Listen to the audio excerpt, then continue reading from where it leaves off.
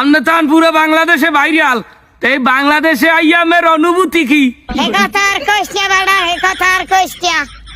জীবনে যদি বড় কোনো ভুল করিয়ে থাকি, এই ভুলটা হইছে বাংলাদেশে আইয়া। হ্যাঁ কা? কি বলে হ্যাঁ কা? আজীবন আমার নাম আল্লাহ চন্দ্রবোরা। তোকে বাংলাদেশে আইয়া তোকে বাংলাদেশের সাংবাদিকেরা আমার নাম দেছে রাসেল ভাইভার। এখন এই জায়গায় একটা ছোট্ট একটা কথা, সেটা হচ্ছে যে দেখেন এই যে রাসেল ভাইপার যে নাম দেওয়া হয়েছে, এটা কিন্তু চন্দ্রবোরার যে ইংলিশ ভার্সন আর কি, ইংলিশ নাম আর কি।